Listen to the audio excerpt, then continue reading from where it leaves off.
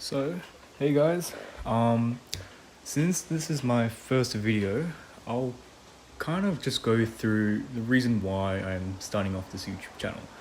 And I've been seeing a few trends of people documenting their journey, their workout journey, and that's kind of somewhat inspired me to do the same, I always had the tendency to record myself just to improve my lifts, see where my flaws at. But I decided after really investing myself in Ivan Juric and his channel and his everyday squatting, I think it's a good idea to really narrate my thoughts, things that were going inside my head while I was training. And yeah, being able to look back on this later on, I feel like I'm able to see the maturing progress of how I think, my ideologies, and basically the overall philosophy of my training. So yeah, um, for now, the squat program I've been starting off with is the Smolov program, where you go for around I think it's around 12 weeks of 4 times squatting every single week.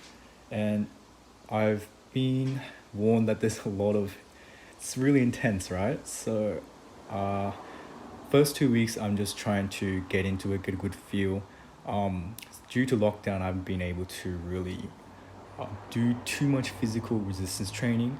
I mean, here and there, I did a few like plyometrics things just to keep my legs pumping and being able to maintain that explosiveness, but nothing with weights beyond, I would say, about 30 kilos, just because I didn't have the material there. So yeah, I made the big decision to finally buy some weights and start working out at home. Yeah. Well, from here, just having a look, this is about 70 kilos, and I'm just still warming up. I'm trying to keep my concentric movement part really explosive, ensuring that I'm really driving out. But there are a few things that I'm looking at, and I'm really trying to see or trying to perfect that squat movement, specifically because there's a lot of things, or not really things, but there's a lot of flaws or potential flaws that are possible with squatting astergrass, right? And there's a lot of somewhat misinformation that I've been observing on the internet, things that are like really trying to disengage with it. They're high advocates of non-astergrass squatting. And obviously for me, it's simply just a more aesthetic desire for squatting astergrass, right? And yeah, over here I'm doing, I think it's 80 kilos for 8. I have to do 3 sets. And the biggest concern I have here is that my spine, my thoracic region is, it's kind of hindering itself down. It's arching really hard, coming back up from the the concentric. Or even looking at the eccentric, it seems like I'm bending it a bit. And we'll look into this one. So the last one just had a bit of a lateral view. This one's like a direct back view. And I guess it really comes down to the fact that I may be doing an excessive anterior pelvic tilt.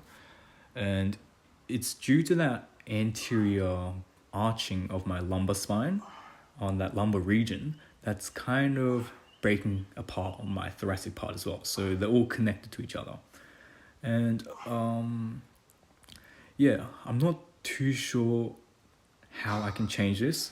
So I guess I do keep this in mind while squatting, but it's always, I guess, that neurological connection that I can't really engage with. The fact that I'm really trying to keep a neutral spine, and yet going back up, it just kind of breaks apart. I think it's more so just an experience factor that I need to work on. Oh yeah, over here, yeah, it seems like I have somewhat of a hip drive, like a very excessive hip drive at the top. going down from the bottom, down to the pits and back up. And although this isn't too bad, I know that Clarence Kennedy, he's a really strong hip driver, right? So yeah, over here it's a bit of a vertical view, portrait, but yeah, I don't know. It's just something I should keep in mind. So I've been trying to brace really hard, keep my abs engaged, everything upright, but it may also potentially be a genetic thing where I just can't keep a vertical back, like Lu Xiaojin and all that. And aside from that, I'm not feeling any discomfort from this. I'm a bit worried that going down to heavier weights, I'll start to feel that kind of discomfort. But yeah, so here's a lateral view. Over here, you can't. I tried to accentuate or try and emphasize that through this view, this particular floor, but it seems like it's pretty neutral. It's a neutral back, and there isn't any like overarching. So maybe it's just an angle perspective. Maybe my erectiles are a bit. My erectus is a bit too bulky. I probably wouldn't say that, but yeah. He's a 100 kilo squat. I think I'm going for a rep of 2, but yeah. Also, talking about this, I have a tendency to really flare out my elbows back out and push them out back. I tried keeping them a bit lower, but I don't know, it just doesn't feel comfortable with me. And in doing so, I think as I gain fatigue, it really accentuates over time and emphasizes that flare. And I guess it's more like the more tired you get, the more your form breaks down and you're able to really understand particular parts that you need to work on. Also, this is the first time I've been working out without a shirt, right? So, with a shirt on, I was not able to even identify any of these things. I would even go to the extent of critiquing other people on just by myself, looking at other views, and I'll be like, oh, they're arching, but I didn't realize that I myself is arching. Over here is a bit of this first time trying some bilateral work, particularly the single leg deadlift. Obviously you can see I'm not at all experienced. It's hardly touching the ground, and I think in my next set I try making sure to touch the ground. The reason why I'm really trying to emphasize this kind of movement as well is because not recently, but 3 months ago, I sprained my right ankle, and it's been a bit unstable. So I'm just trying to make sure I can engage with that balance aspect of training. So yeah. Also, with the Small Loaf program, there's a lot of squatting and no mention at all of bilateral work, things that work on single-legged movements.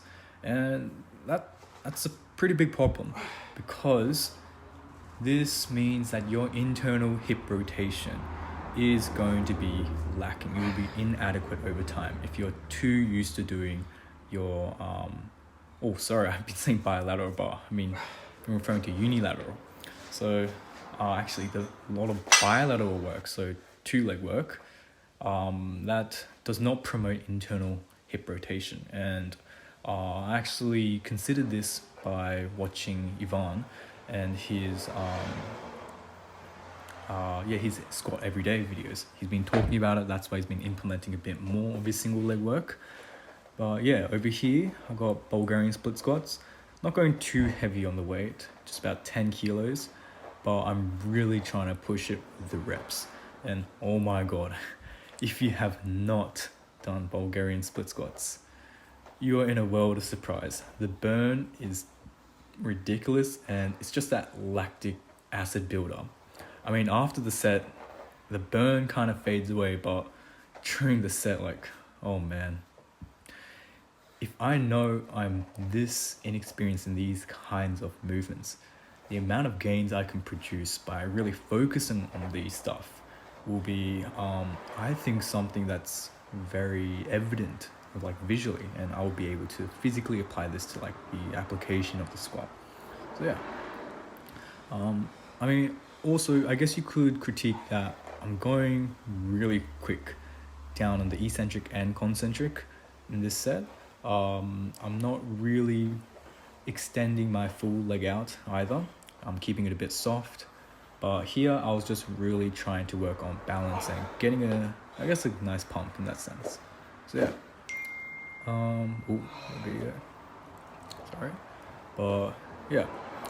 Over here, after looking through my my video, I realized that might try get some time on the tension and focus on this stuff. So over here, my eccentric is a bit more emphasized, maintaining a bit more of a long duration, and yeah, just making sure that I've got this movement down. Also, I want to point this out again. My my hips, right? My lumbar region, or my sacrum, right? It's still tilting a bit, even in this movement. Despite the fact that I personally think during this movement, my mind thinks that I'm keeping a neutral spine. It's actually not. And that's a bit worrisome because for me to assume that something is correct when it's incorrect can lead to extensive problems down the line. And a lot of injuries that I'm not looking forward to occurring. So these are like the main concerns that I really want to push harder. So yeah. Also, I kind of had to keep this workout short because I had to tutor someone later on. So I was going to continue on working on core just to ensure that I've got a nice bracing technique and I'm able to maintain that nice neutral back. So yeah, I think, yeah, that's about it. Those were the main things that were going inside my head after looking through these videos. But yeah, yeah, so it's my first video.